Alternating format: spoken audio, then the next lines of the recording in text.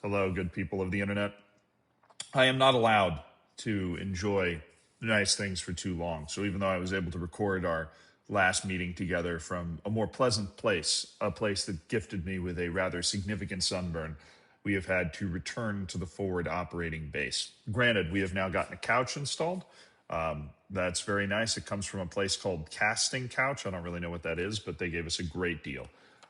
We are here to talk about AFCON because even though I've been on the run, I've been keeping track of AFCON, and I haven't been able to talk about it at all. I've been tweeting about it and stuff, but AFCON is a pure joy for me. AFCON and the Asian Cup are really pure joys because they're footballing tournaments that give continents and countries that don't normally have the spotlight, and players that come from leagues that are not the big five, an opportunity to show that they are, in fact, what I already know is a real ball enjoyer, an opportunity to show that they are, in fact, good. But we are not talking about the teams that showed that they were good. We're talking about the teams that showed that they were, in fact, not good, that showed that they were, in fact, very bad. We're talking about Gabon. Gabon is a national team that was robbed. They were robbed in World Cup qualifying. I feel terrible for them. In 10 matches, Gabon got 25 points in World Cup qualifying. This is more. Let me go show you how insane that is. I need to pull this up. African World Cup qualifiers. We're going to pull up the table. They got 25 points out of 10 matches. Egypt got 26, Senegal got 24, DR Congo, who's in the Intercontinental Playoff, got 22, South Africa, who qualified automatically, got fucking 18, Nigeria, who made the playoff, got 17, Cape Verde got 23, not 25, 23, Cameroon got 19. All right, they made the playoff, but Morocco played 2 less matches, so they don't count. And then this is obviously their group. They didn't go automatically to the World Cup because Ivory Coast got 26, and if you'll notice, did not allow a goal. Right, so Gabon was a team I was feeling terrible for. They got the same number of points as Algeria. They had nearly the same goal difference. Right, this was an incredible performance. Gabon won literally every match. They played against Gambia, Kenya, Burundi, and Seychelles. And if you think that is easy, it's fucking not. They drew and lost to Ivory Coast. Right, and not only is it not easy, Ivory Coast drew one of those teams. I think it was Kenya. Right, World Cup qualifying in Africa with the travel distances and the infrastructure in some of these countries you have to go play in, it is insanely hard. And that's why teams like Algeria drop points when they're playing Uganda, Mozambique, Guinea, Botswana, Somalia. Tunisia ended up with 28 points because they're the fucking Terminator in World Cup qualifying every single time. They just mow down every team that they're playing. Most consistent team in Africa, bar none. But the point is, Gabon did amazingly well. They got 25 points. It's more points than nations that you've heard of or thought about or know the players of that ended up going to the World Cup. They ended up going to the playoff. They had to play Nigeria because of some tomfuckery going on, and they lost because Nigeria is more talented than Gabon. But this is the closest Gabon, quite frankly, has ever gotten to the World Cup. It is, by far. Not by far, actually, because apparently they won 7 matches in World Cup qualifying for the 2010 World Cup. I have no idea how that happened, but they, the last 3 World Cup qualifying sessions, they've won 2 matches apiece. They won 8 in this World Cup qualifying round. Obviously, they played more matches, but hell, they scored 23 goals in 11 World Cup qualifying matches. This is the high watermark for a team that has never been to the World Cup before. So they show up at AFCON, and naturally, they get bomba-clotted. They get destroyed. They get absolutely pummeled. Let me see if I can find this. I think we've got the playoffs tomorrow. I'm going to do an AFCON group stage review at some other point, probably tomorrow. But the final tournament I can't click. I'm on a laptop right now. I can't click. Yeah, they lose to Ivory Coast, Cameroon, and Mozambique. Now, it's not the easiest group. Like, Ivory Coast and Cameroon are good teams. They're probably better than Gabon. The loss to Mozambique hurts a lot. That was the second loss. They ended up losing that 3-2. And it is a result that if, Gabon wins and Mozambique loses, Gabon's going to the round of 16 instead. But they obviously didn't, so they end up with 0 points. At which point, Gabon's government suspends the national team. This is ridiculous. It's funny. It's really funny. But I've also never seen this sort of terminology before. And this was like an official communique right? Obviously, right here, it's in French, but they're suspending the national team. They are also suspending two players. Pierre-Emerick Aubameyang, who came back out of international retirement for this run and was a huge part of it, and Bruno Akwele-Manga, who is the captain of the team. Those guys are suspended from selection. One, Aubameyang's basically done anyways, right? He's not going to be it is insanely likely he wasn't going to be around for the next World Cup qualifying run anyways. This is probably his last AFCON. There is one 2 years from now before they switch to the 4-year cycle. But this is the last go for him anyways. Bruno Akwele-Manga, I remember his name, but I don't know how old the guy is. But you're suspending your national team captain. You're suspending the best player and your national team captain. Why? Why? Need I remind you, as somebody that has gone and looked through this, right? They didn't make AFCON last year or in 2023. They weren't in Ivory Coast. In 2021, they made it and got to the round of 16. And in 2019, they also didn't make it. All right, so 2 of the last 4 AFCONs, they weren't even present. So making it is a step up. You know what this is? It's a broken-hearted decision. It's a broken-hearted decision. Because there was so much hope for Gabon. They were so unbelievable in World Cup qualifying. They played like one of the African giants all World Cup qualifying. They put together result after result.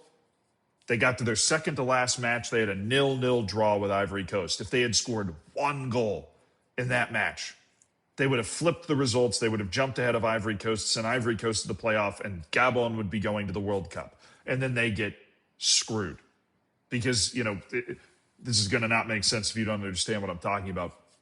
Because Eritrea didn't play World Cup qualifying. They have to drop results against the bottom team in the group, which is like all this weird stuff happens, and Nigeria ends up being the last team in the playoff, who's obviously arguably the most talented team in all of Africa, and that's who Gabon has to play in the first round of the playoff. It's nonsense. It should have been Burkina Faso.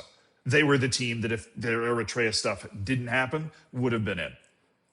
And it's a shame that they weren't, right? Nigeria obviously did not manage to fully take advantage of this opportunity. They got smacked by DR. Well, they didn't get smacked, but they lost to DR Congo in the playoff final, which just felt more fair. I mean, obviously the rules are the rules, and Nigeria was still alive, and they're going to do everything they can to try and make the World Cup. But DR Congo earned it more in my eyes, right? They didn't get lucky with the Eritrea poll, and neither did Gabon. The only reason they're doing this now, though, is because they're heartbroken.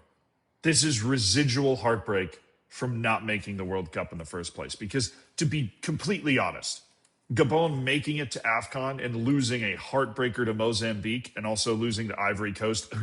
Dude, by the way, that match, I'm going to talk about that in the group stage recap. Horrifying PTSD. Horrifying. I mean, that's another contributing reason to this. Their final match was against Ivory Coast, who was, of course, the team that knocked them out in World Cup qualifying, right? And you're putting the pieces together. Their last match was them blowing a 2-0 lead against Ivory Coast to lose 3-2 in stoppage time. It was like an unnecessary match. It was for seeding for Ivory Coast. Gabon was already out because results between teams is the number 1 tiebreaker. And Mozambique was the only team they could catch, and they'd already lost to them. So it was just insult to injury. It was insult to injury. The government responded strongly, announcing Wednesday via direct television communique a series of strong measures taken against the dishonorable performance. Considering the multifaceted effects, which are the antithesis of ethical and exemplary values advocated by the Fifth Republic, the government's decided to dissolve the technical staff. So they got rid of the entire staff of the national team, suspend play of the national team, and exclude players like Akwele-Manga and Pierre-Emerick Aubameyang. The Gabonese Football Federation are invited to take full responsibility. Goodness gracious. Aubameyang and Akwele-Manga, who had previously retracted their international retirement to return to the squad, each captained the national side during the first 2 matches of the Nations Cup. The former, despite undertaking his own recovery plan and an injury sustained while in action for Marseille ahead of competition. So Aubameyang was playing in those first 2 matches, even though he was in this injury recovery program. I mean, this is why cooler heads need to be in charge of stuff, because this is an ignominious end to the greatest ever Gabonese national player and the captain of the national team that performed at a higher level than it ever has before. And I think these guys, I already said Aubameyang coming out of retirement. I didn't know he was playing through an injury at AFCON as well. Right? I mean, okay, you're Gabon and your star player is playing through an injury to try and be there, to try and help the team. He doesn't play in the third match against Ivory Coast because he is recovering from an injury, and you've already been eliminated. I mean, what more do you want from these guys to try and go and win matches and try, make an impression and leave a dent? It just didn't work out. You lost to Mozambique by 1 goal. Mozambique's not that bad. They're also here. Your group was tough. Okay, you didn't beat Ivory Coast. You didn't beat Cameroon. Right? You lost all of these matches by 1 goal. All 3 losses are by 1 goal.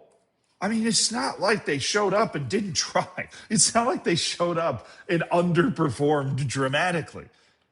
You just lost the game. Now, Aubameyang's response is, I think the team's problems are far deeper than the little person who I am. I don't disagree with that. I think that's a pretty good assessment of the situation. Some hours after the television announcement, the government appeared to retract the statement, although it remains to be seen whether the provisions outlined in the communique will still be enacted.